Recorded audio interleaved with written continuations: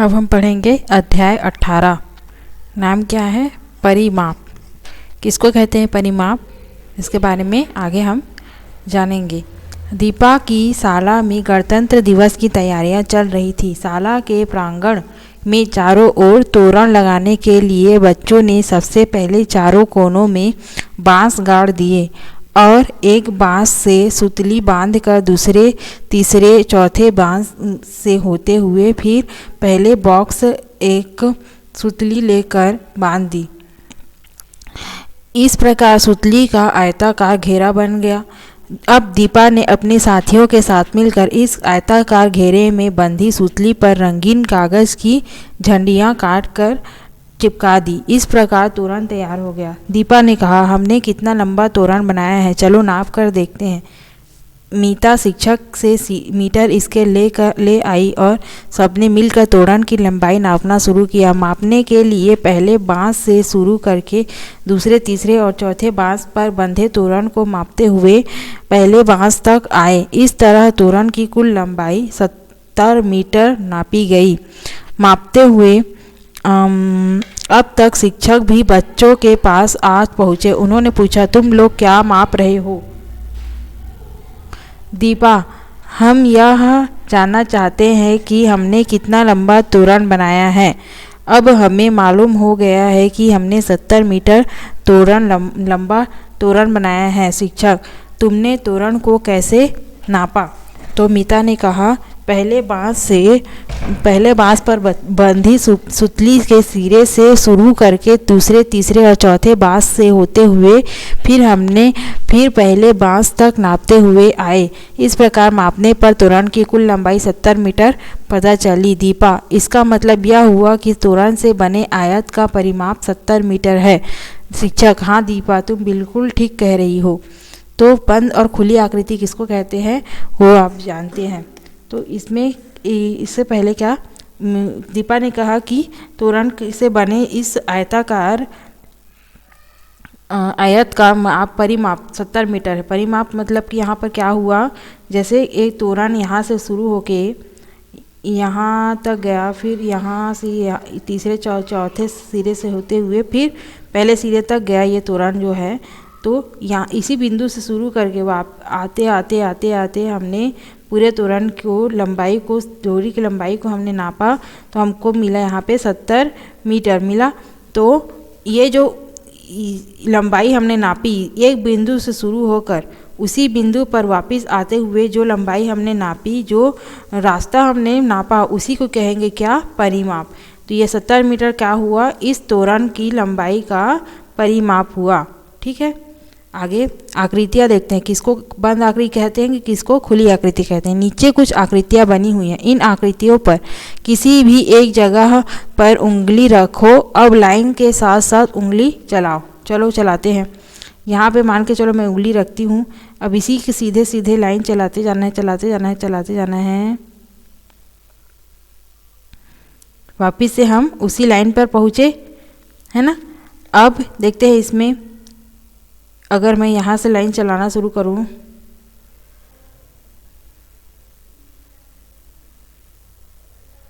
यहाँ पर पहुँचे तो यहाँ शुरू किए थे, यहाँ पे पहुँचे मतलब कि उसी लाइन पर हम नहीं पहुँचे। तो ये हो गई बंद आकृति।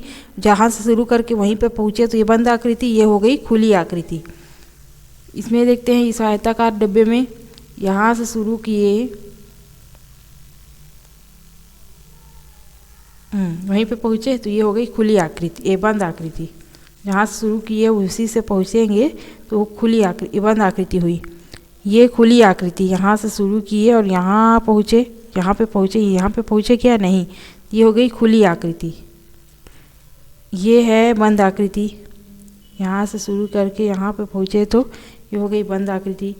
ये यहाँ से शुरू किए और यहाँ से लेकर यहाँ, तो यहाँ से शुरू किए तो यहाँ पे आए तो मतलब ये हो गई खुली आकृति। चलो देखते हैं। उसके बाद है ये वृत्त। एक बिंदु से शुरू किए वृत्त में और दूसरे बिंदु तक गए, उसी बिंदु तक वापस पहुँचे। ये हो गई क्या? ये भी हो गई बंद आकृति। इसमें भी देखते हैं, यहाँ से शुरू किए, आगे बढ़ते बढ़ते बढ़ते बढ़ते इधर गए, तो मतलब ये हो गई खुली आकृति। उसी बिंदु में नहीं पहुँचे तो खुली आकृति हुई। ऐसी कौन कौन सी आकृतियाँ हैं जिन पर एक बिंदु से उंगली लगा चलाकर उसी बिंदु तक पहुँचे? कौन कौन सी आकृतियाँ हैं बताओ भाई। ये है एक आकृति, ये है उसी बिंदु पर पहुँचे थे। उसके बाद है ये दोनों आकृति हैं, और ये आकृति, ये वृत्त है, त्रिकोण है, ये वाली आकृति है, और ये 3 नंबर वाली आकृति। तो 1 3 और 5 और 7, 1 3 5 7, ये चारों आकृति है जिसमें एक बिंदु से शुरू होकर हमने उसी बिंदु तक पहुँचे हैं। 1 3 5 7,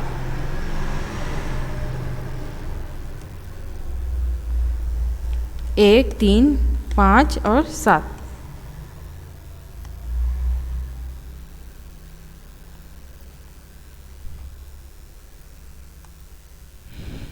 ऐसी कौन कौन सी आकृतियाँ हैं जिन पर एक बिंदु से उंगली चलाकर उसी बिंदु तक नहीं पहुँचे हैं?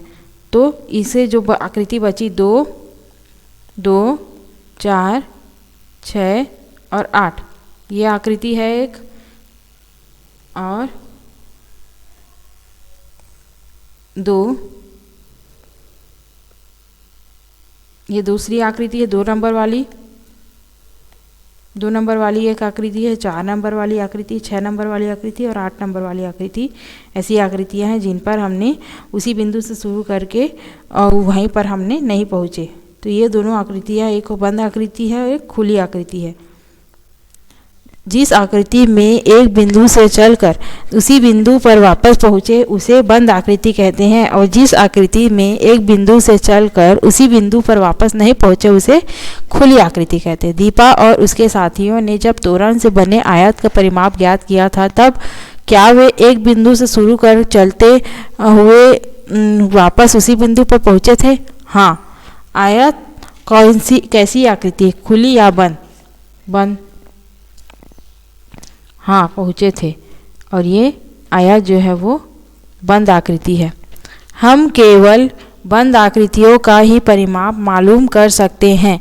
इस प्रकार किसी बंद आकृति के चारों ओर की कुल लंबाई उसका परिमाप कहलाती है। हम केवल बंद आकृतियों का ही परिमाप मालूम कर सकते हैं, ठीक है। और इस प्रकार किसी बंद आकृति के चारों ओर की कुल लंबाई उसका परिमाप कहलाती है। अपने आसपास की वस्तुओं के जैसे पुस्तक, श्यामपट्ट आदि को ध्यान से देखो। जिन वस्तुओं का आकार बंद आकृति की तरह है उनके नाम नीचे तालिका में लिखो और हर बंद आकृति का परिमाप भी याद करो। श्यामपट्ट मतलब कि ब्लैक बोर्ड जो आपके कक्षा में होता है, उसे ऐसे कैसे आयताकार आकृति में रहता है ब्लैक बोर्ड। तो एक बिंदु से शुरू करके ब्लैक बोर्ड को, अपने कक्षा के ब्लैक बोर्ड को एक बिंदु से शुरू करके पूरे ब्लैक बोर्ड को नाप करके यहाँ पे कितना सेंटीमीटर आया उसको यहाँ पे लिखना है। और एक मेज़, जहाँ पे आप स्कूल में बैठते हो, तो उसमें मेज़ में डेस्क को क्या करना है, नापना है। वो भी आयताकार शेप में रहता है, तो उसे भी नाप करके एक बिंदु से चल करके दूसरे बिंदु, तीसरे, चौथे मीटर स्केल से नाप करके क्या करना है, यहाँ पे लिखना है। और अपनी पुस्तक को भी उसी प्रकार से नाप करके लिखना है। तुमने श्यामपट्ट, मेज तथा पुस्तक का परिमाप निकालने के लिए उनके सभी किनारों को नापा। इस तरह किसी भी आकृति के परिमाप निकालने के लिए उस आकृति के सभी किनारों को नापते हैं। नीचे बनी आकृतियों के परिमाप ज्ञात करो। चलो ज्ञात करते हैं। इसमें सबके सब आकृतियों के किनारे की लंबाई दे दी गई है। कितना लंबाई के हैं सब किनारे, इसके वो दिया हुआ है। तो हमें क्या करना है, परिमाप ज्ञात करना है। तो यहाँ से लेकर यहाँ तक का है दिया हुआ है वैल्यू 4 सेंटीमीटर। फिर यहाँ से लेकर यहाँ तक दिया है 2 सेंटीमीटर। फिर ये आयत है तो आमने सामने की लंबाई बराबर रहती है, लंबाई और चौड़ाई एक दूसरे की आमने सामने की बराबर होती है। तो ये 4 सेंटीमीटर था, ये भी 4 सेंटीमीटर होगा, ये 2 सेंटीमीटर था, ये भी 2 सेंटीमीटर। तो 4 धन 2 4 धन 2 धन 4 धन 2 बराबर जितना आएगा वो इस आयत का परिमाप होगा। 4 धन 2 बराबर 6, 6 4 10, 2 12 सेंटीमीटर। ये हो गया इस आयत का परिमाप। कितना आया? 12 सेंटीमीटर। उसी प्रकार से इस त्रिभुज का परिमाप होगा 3 धन 3 धन 3, 3 धन 3 धन 3 बराबर आ जाएगा 9, 9 सेंटीमीटर आ जाएगा। उसके बाद है ये इस बिंदु से शुरू होकर ये क्या है? वर्ग। वर्ग में सभी भुजाएं, सभी जो किनारे हैं वो समान होते हैं। 2.5 सेंटीमीटर एक किनारे का दिया हुआ है मान, सभी किनारों का 2.5 ही होगा और सबको क्या करना है? जोड़ना है। 2.5 धन 2.5 धन 2.5 धन 2.5 बराबर कितना आएगा? 10 सेंटीमीटर जोड़ने पर। ठीक है, उसी प्रकार से परिमाप निकालते हैं सभी किनारों के नाप को जोड़ करके बंद आकृति में। आकृति चाहे जैसी भी हो लेकिन वो बंद होनी चाहिए। जैसे ये वाली आकृति है, ये आकृति कुछ अलग ही है, नहीं है त्रिभुज है, नहीं चतुर्भुज है कुछ, लेकिन ये क्या है? बंद आकृति है, तो इसका भी परिमाप निकाल सकते हैं। ये एक आकृति है जिसमें सभी किनारों का माप दिया हुआ है 3 सेंटीमीटर।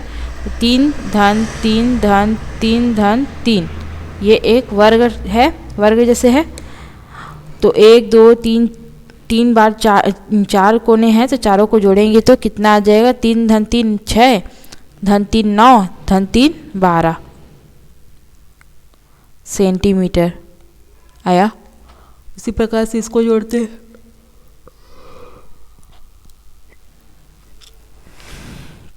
दो एक किनारे से शुरू करते हैं ना।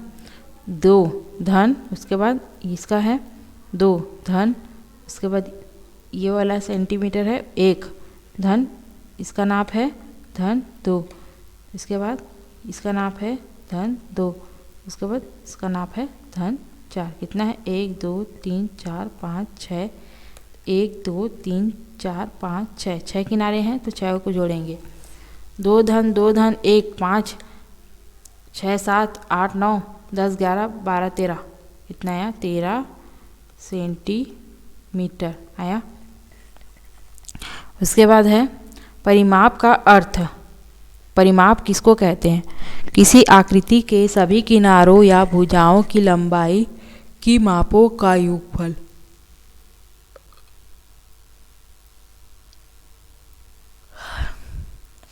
परिमाप का अर्थ होता है किसी आकृति के सभी किनारों या भुजाओं की लंबाई, किसी भी आकृति के सभी किनारों या भुजाओं, इसको भुजा भी कहते हैं, इस आकृति की भुजा कहते हैं ना, किनारों या भुजाओं की लंबाई की नापों का योगफल। इसकी नापों का योगफल, योगफल कर रहे हैं, सबको जोड़ रहे हैं, सबका योगफल को ही क्या कहेंगे?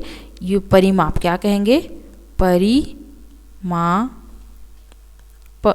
कहेंगे। उसके बाद है त्रिभुज का परिमाप। नीचे कुछ त्रिभुजों के चित्र दिए गए हैं और उनकी भुजाओं की माप दी हुई है। इन त्रिभुजों का परिमाप ज्ञात करो। चलो ज्ञात करते हैं। ब न क त्रिभुज ब न क की परिमाप क्या होगी? 4 धन 3 धन 4, 4 4 8 3 11 सेंटीमीटर आया। 4 4 8 9 10 11 सेंटीमीटर। इसका त्रिभुज ब न ख का, त्रिभुज क ख ग का, त्रिभुज ख ख ग का 3 धन 3 धन 3 कितना आएगा?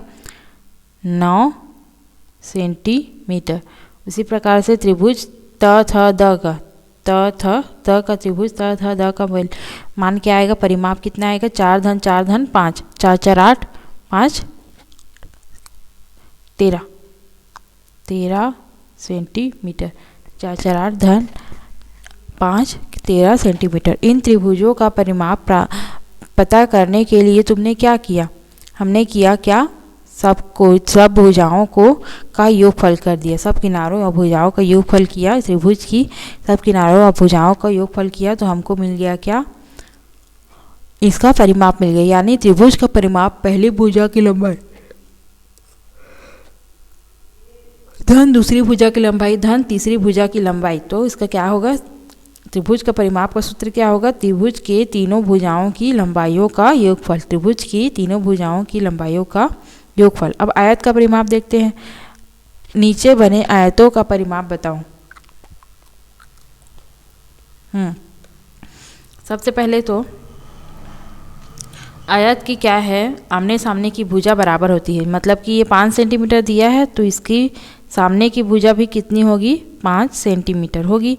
ये 4 सेंटीमीटर दिया है चौड़ाई, तो इसके सामने की चौड़ाई भी 4 सेंटीमीटर होगी। वैसे ही ये 4 सेंटीमीटर, ये 2 सेंटीमीटर, ये 3 सेंटीमीटर और ये 2 सेंटीमीटर होगी। अब आयत का परिमाप पहले वाले चित्र में आयत का परिमाप क्या होगा?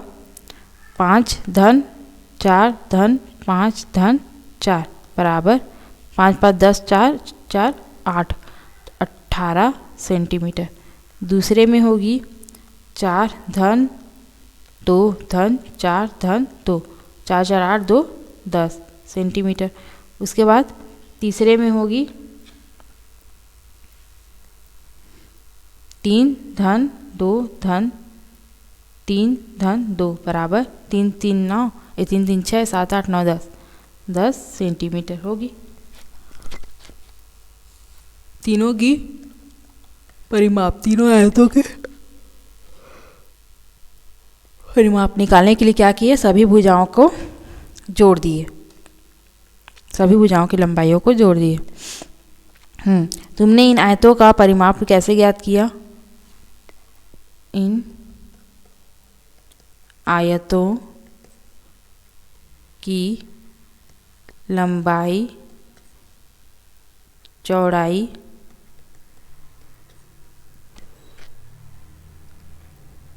अथवा सभी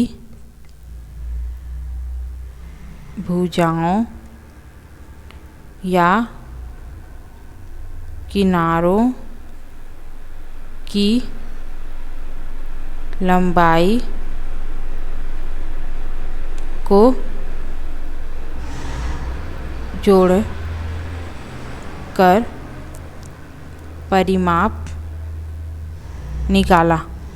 ठीक है, सभी भुजाओं की लंबाई को जोड़कर हमने क्या किया? परिमाप निकाला। तुम जानते हो कि आयत में आमने सामने की भुजाएं बराबर लंबाई की होती हैं, इसलिए किसी आयत का परिमाप पता करने के लिए करते समय हम 2 बार लंबाई को और 2 बार चौड़ाई को जोड़ते हैं। आमने सामने की भुजाएं बराबर होती है इसलिए। तो लंबाई, आयत का परिमाप क्या होगा? लंबाई धन चौड़ाई धन लंबाई धन चौड़ाई। इसको ऐसे भी लिख सकते हैं, लंबाई धन लंबाई चौड़ाई धन चौड़ाई। अब लंबाई धन लंबाई 2 ठो लंबाई है तो इसलिए लंबाई का 2 बार जोड़ और चौड़ाई का 2 बार जोड़। तो इसी प्रकार से 2 गुणित लंबाई 2 गुणित चौड़ाई। आयत का परिमाप क्या होगा? 2 गुणित लंबाई 2 गुणित लंबाई धन 2 गुणित चौड़ाई। अब वर्ग का परिमाप, तुम्हें यह मालूम है कि वर्ग की चारों भुजाएं एक समान होती है। अगर एक भुजा 2 सेंटीमीटर है तो दूसरी भुजा, तीसरी भुजा और चौथी भुजा भी 2 सेंटीमीटर होगी। ये होगा क्या? वर्ग। चारों भुजाएं इसकी बराबर होती है। तो वर्ग का परिमाप होगा भुजा धन भुजा धन भुजा धन भुजा, या फिर वर्ग का परिमाप भुजा का 4 बार जोड़। इसलिए वर्ग का परिमाप क्या होता है? 4 गुणित भुजा, 4 बार जोड़ होगा। मतलब कि अगर 2 सेंटीमीटर दे दिया है एक भुजा का नाप तो उसको पूरा कर देंगे 4 से, तो हमको वर्ग का परिमाप मिल जाएगा 4 दूनी 8, है ना। वैसे ही एक भुजा का माप हमको बस पता रहना चाहिए, फिर उससे हम वर्ग का परिमाप निकाल सकते हैं। अब इन आकृतियों का परिमाप बताओ। चलो बताओ। इसमें त्रिभुज है, आयत है और वर्ग है। त्रिभुज में 1 2 3, तो त्रिभुज का परिमाप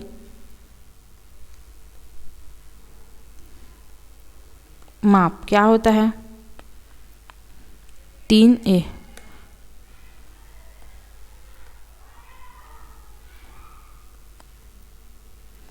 त्रिभुज के सभी भुजाओं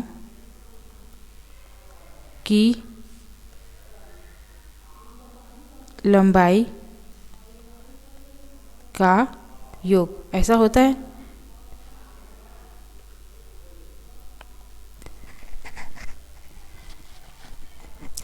सभी भुजाओं की लंबाई का योग होता है। तो इसमें त्रिभुज के सभी भुजाओं की लंबाई का योग करेंगे 3 धन 4 धन 4। ठीक है। त्रिभुज का परिमाप निकालने के लिए 3 धन 4 धन 4 करेंगे तो 4 4 8 9 10 11 11 सेंटीमीटर आया। इसका 11 सेंटीमीटर परिमाप आया। चलो आगे देखते हैं।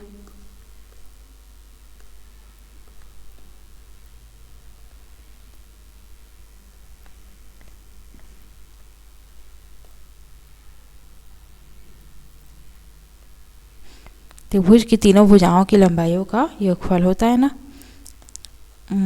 उसी प्रकार आयत का परिमाप क्या होता है?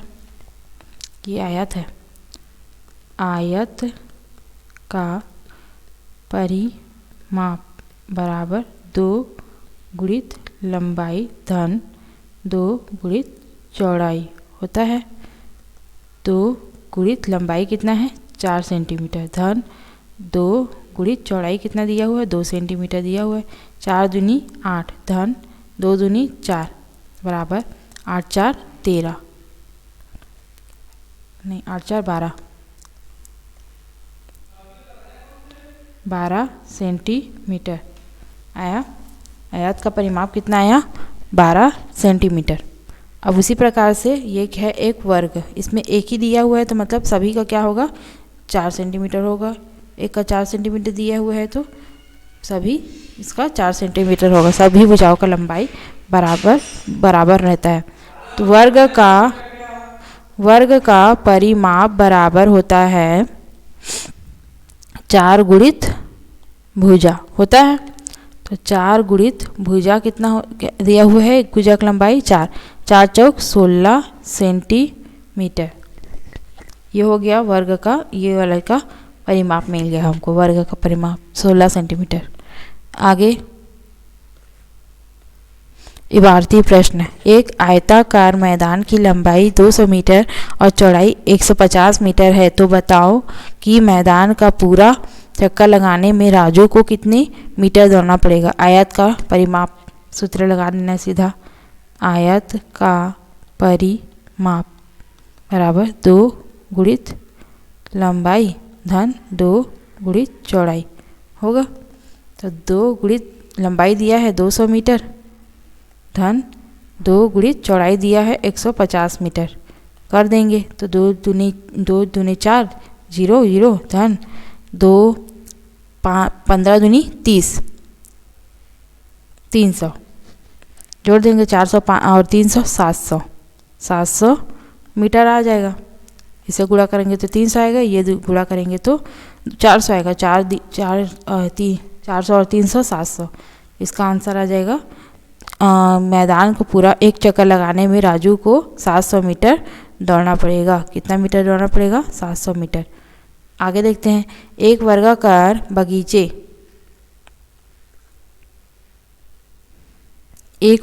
बगीचे की भुजा 200 मीटर है। उसके चारों ओर एक तार का एक घेरा लगाने के लिए कितने लंबे तार की आवश्यकता होगी। एक वर्गाकार बगीचा है जिसकी एक भुजा की लंबाई दी हुई है कितना? 250 मीटर दिया हुआ है। अब चारों ओर हमको तार लगाना है तो कितना मीटर का तार लगेगा की आवश्यकता होगी। वो निकालने के लिए क्या करना पड़ेगा? वर्ग का परिमाप निकालना पड़ेगा। उस वर्गाकार मैदान का परिमाप। वर्गाकार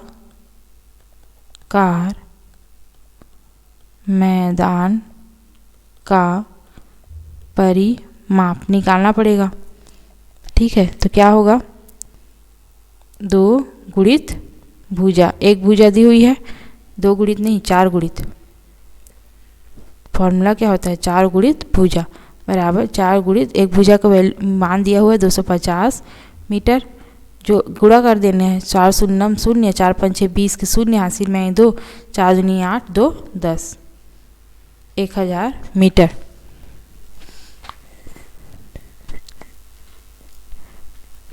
एक 1000 मीटर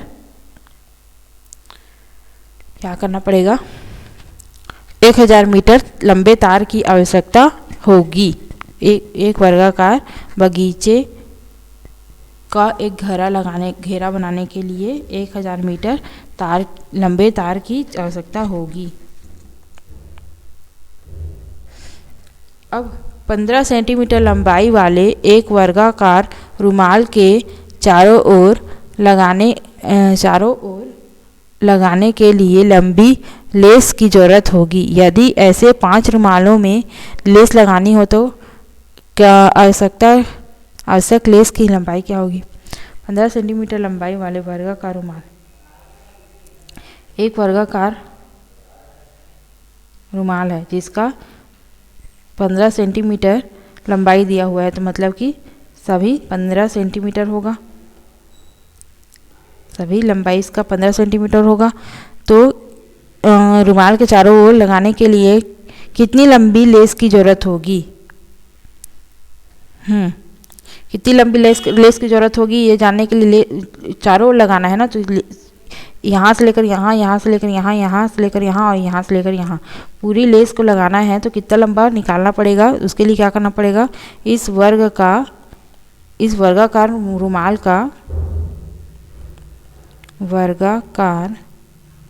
रुमाल का पहले हमको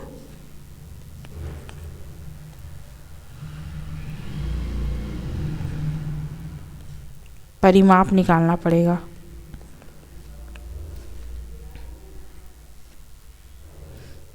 चार गुणित भुजा, 4 गुणित 15, 15 चौक 15 30 15 45 15 चौक 60 सेंटीमीटर, 60 सेंटीमीटर लेस की ज़रूरत होगी। और यदि ऐसे ही 5 रुमालों में लेस लगाना है तो एक रुमाल में लेस लगाने के लिए जब 60 सेंटीमीटर लेस की ज़रूरत पड़ रही है तो 5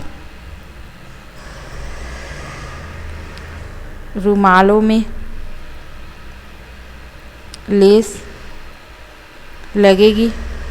कितनी लेस लगेगी, जब एक में 60 लग रही है तो 5 में कितनी लगेगी जाने के लिए 60 गुणित कितना करना पड़ेगा 5, 5 शून्य शून्य, 5 छक्का 30 सेंटीमीटर लेस की हमको 300 सेंटीमीटर लेस की ज़रूरत पड़ेगी 5 रुमालों में लेस लगाने के लिए। ठीक है, आगे कुछ और सवाल। आयत का परिमाप बताओ। लंबाई दिया है, चौड़ाई दिया है, परिमाप क्या फॉर्मूला क्या होता है, आयत का परिमाप बराबर होता है 2 गुणित लंबाई धन 2 गुणित चौड़ाई होता है। 2 गुणित लंबाई दिया हुआ है 25 मीटर धन 2 गुणित चौड़ाई दिया हुआ है 20 मीटर। कर देंगे 25 दूनी 50 धन 20 दूनी 40 बराबर 90 मीटर आएगा। इसी प्रकार से इसको भी बनाना है, आयत का परिमाप का फॉर्मूला लगा करके, सूत्र लगा करके। इसी प्रकार त्रिभुज का परिमाप बताओ जिसकी भुजाओं की लंबाइयाँ यहाँ पे दी हुई है। त्रिभुज की तीनों भुजाओं की लंबाइयाँ यहाँ पे दी हुई है। तो त्रिभुज का परिमाप क्या होता है, त्रिभुज का परिमाप बराबर त्रिभुज की सभी भुजाओं की लंबाई का योगफल। त्रिभुज की सभी भुजाओं की लंबाइयों का योगफल, सभी भुजाओं की लंबाई को जोड़ देना है। 6 धन 8 धन 10 पहले में, तो 18 19 20 21 22 23 कितना आया 23 सेंटीमीटर। जोड़ देना है सभी लंबाइयों को, एकदम इजी है ये वाला तो, है ना। उसके बाद है वर्ग की, वैसे ही इसी प्रकार से सबको बनाना है, सबको जोड़ देना है। सब वही त्रिभुज में, त्रिभुज का परिमाप में सबको एक साथ जोड़ दे रहा है तो निकल जाएगा कितना, सभी भुजाओं की लंबाइयों को जोड़ने से त्रिभुज का परिमाप निकल जाएगा। उसके बाद है वर्ग का परिमाप। तो वर्ग का परिमाप बराबर होता है 4 गुणित भुजा, होता है सूत्र में। तो प्रत्येक भुजा दिया हुआ है एक एक जन का, तो 4 गुणित 8 मीटर दिया हुआ है। 4 8 चौक 20, 8 16 24 7 32, हाँ 8 चौक 32 मीटर पहले का हो जाएगा। दूसरे का कितना हो जाएगा, ये दूसरा वाले का 11 मीटर है, तो 4 गुणित भुजा मतलब कि 11 चौक 44 मीटर। उसी प्रकार से 4 गुणित भुजा मतलब कि 35 मीटर तीसरा वाला, तो 35 से गुणा करेंगे, 4 5 6 20 की 0, हासिल में आई 2, 4 तिया 12 13 14 140 मीटर तीसरा वाला में। 4 गुणित सिर्फ भुजा करना है, एक एक भुजा का वैल्यू दिया हुआ है, इसी गुणा करके निकालना है परिमाप। अब परिमाप किसको कहते हैं जान लिए हम, अब क्षेत्रफल किसको कहेंगे वो जानेंगे आगे 19 अध्याय में। अध्याय 19 में क्षेत्रफल किसको कहेंगे ये हम जानेंगे।